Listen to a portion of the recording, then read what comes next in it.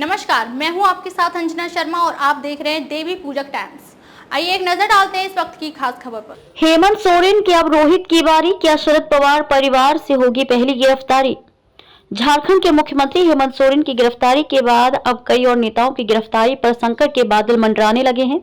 प्रवर्तन निदेशालय ईडी की ओर से रांची में बीती रात हेमंत सोरेन की गिरफ्तारी के बाद आज गुरुवार को मुंबई में शरद पवार के पोते रोहित पवार के लिए मुश्किल भरा दिन है।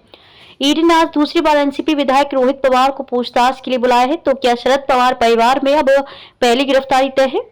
क्या रोहित पवार भी गिरफ्तार होंगे? ये सवाल इसलिए खड़े हो रहे हैं क्योंकि राष्ट्रवादी कांग्रेस पार्टी के नेता ने सोशल मीडिया एक्स पर जो ट्वीट किया है और उसमें जो लाइन लिखी है वो शक पैदा करती है। लग रहा है कि उन्हें भी अपनी गिरफ्तारी की आशंका है।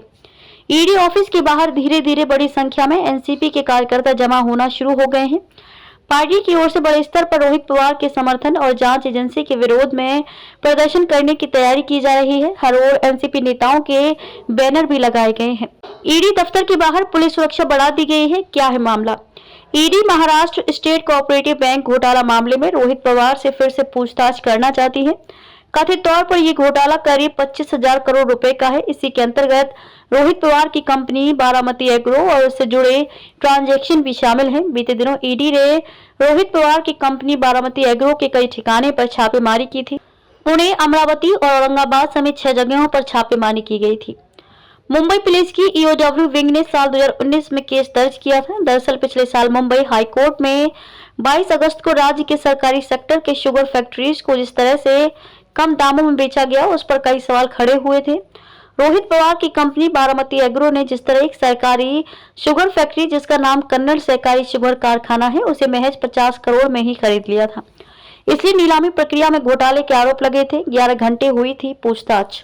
नीलामी प्रक्रिया में बारामती एग्रो के साथ हाईटेक इंजीनियरिंग और समृद्धि शुगर फैक्ट्री का भी नाम शामिल था। ऐसे आरोप लगे कि नीलामी प्रक्रिया के दौरान हाईटेक कंपनी ने महज 5 करोड़ रुपए की बीडिंग की। ये रकम भी बारामती एग्रो से ही ली गई थी। साथ ही ये भी आरोप है कि बारामती एग्रो ने कई बैंकों से उधार ली गई रकम का इस्तेमाल फैक्ट्री खरीदने में किया, यानी वर्किंग कैपिटल का प्रयोग शुगर फैक्ट्री को खरीदने के लिए किया गया। एनसीपी प्रमुख और पूर्व रक्षा मंत्री शरद पवार के पोते रोहित कल बुधवार को महाराष्ट्र राज्य सहकारी बैंक से जुड़े कथित घोटाले मामले में पूछताछ के लिए ईडी ऑफिस आए और उनसे करीब 11 घंटे तक पूछताछ की गई थी। इस दौरान एनसीपी के कार्यकर्ता बड़ी संख्या में दक्षिण मुंबई में पार्टी ऑफिस पर एकत्र हुए और रोहित के समर्थन में नारे लगाए, साथ में जांच एजेंसी के खिलाफ प्रदर्शन किया।